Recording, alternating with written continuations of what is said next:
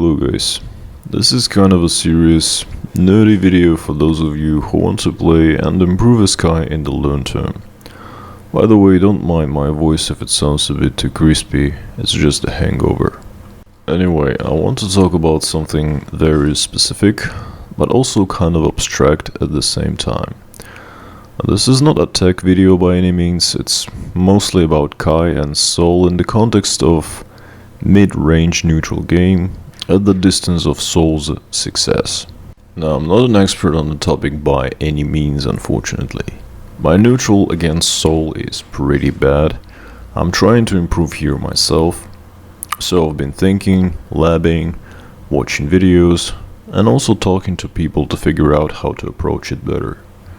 Still, my understanding is far from comprehensive.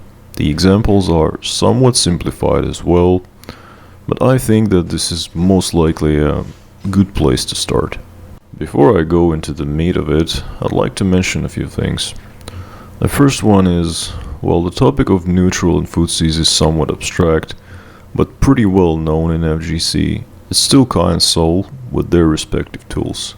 So frankly speaking, unless you plan to stick with the game for years to come, I don't think this video will be very useful. The second thing I'd like to mention is that this is not the kind of video that will make you a better player just from watching it. Unfortunately, you can't really improve this stuff in a day, or even a week really. It requires a fair amount of consistent day-to-day practice. With that in mind, let's get started.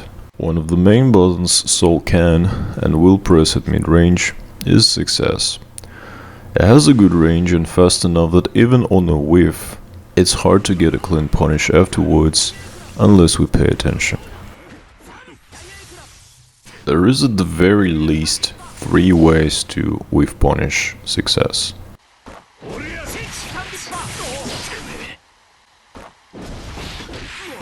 Let's talk about each of them. The first one, Stun Dipper, is arguably the easiest one. All in all, it's a good option, though committal in the sense that no one is perfect. Sometimes you just press late and you wish you had meter. But when properly done, it gives you a soft knockdown. The second one, R/ into Stun Dipper, also gives you a soft knockdown, bit more damage, but requires a micro dash after Sol whiffs because otherwise Stun Dipper is not going to reach. My personal favorite, which doesn't have to be your favorite, is 5k 2D. Also requires a dash, although a bit longer one, which is, well, not really that big of a deal, since 5k startup is 7 frames compared to 10 frames of R/, so it's kinda more or less the same window for the whiff punish. The big difference is hard knockdown, of course, which allows for the multiple follow-up options.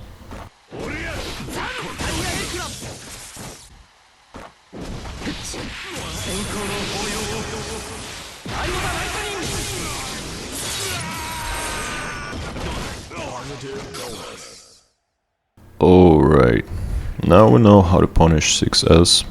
Multiple options really. All of them are fine in my opinion, with their own pros and cons. So on the end of the day, what you decide to drill into your muscle memory is completely up to you. With that said, I'd like to go back to one important thing, that is the fact 6S is still relatively safe, so you have to pay attention.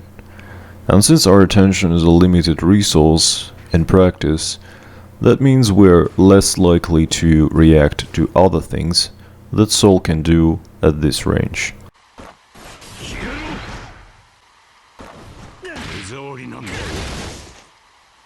If we make a decision to wait for Sol to commit so that we can react and punish, I think it's a good idea to understand and practice how exactly we are going to distribute our attention in this situation.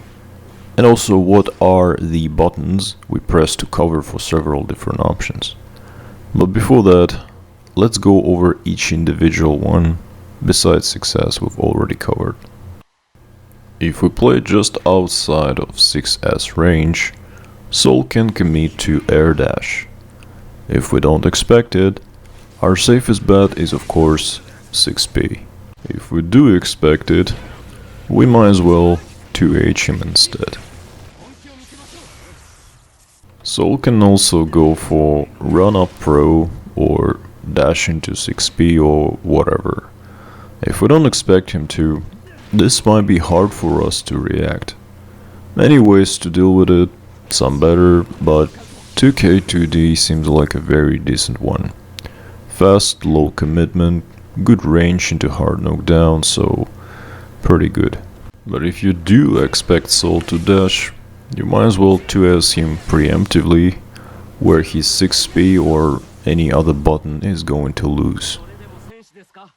So now that we've talked about each option individually, let's try to figure out how to manage our mental stack in a way that can help us to potentially cover for several of them at once. Assuming again we decide to play reactively, which of course is not the only way. The main thing I have to pay attention to, in my personal opinion at least, is still success. First of all, if you play a wait and punish game, staying outside of this range seems like a good idea. Other thing to consider, it's pretty much impossible to with punish success without making it your priority, at least for that moment. At the same time, even if you do make it your top priority, reacting to jump ins and dash is still very much possible with enough training. Of course, it's unlikely we 2h his instant air dash in time in this case, but we can compromise and choose to 6p instead. Of course, it's unlikely we 2s in time to beat his 6p, but we can 2k to 1-4s instead, which is also an interesting option, and we'll get back to it later.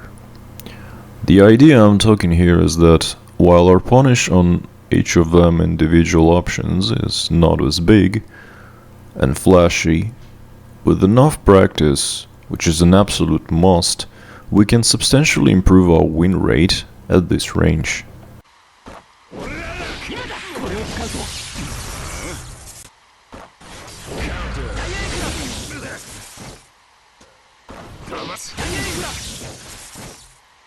The reason I think 2k to 1-4s deserves some attention in case of a dash is because normally when you hit standing or crouching opponent with 2k, 2d is going to reach pretty much all the time, except when you hit their extending hurt box, in which case 2d is likely to whiff.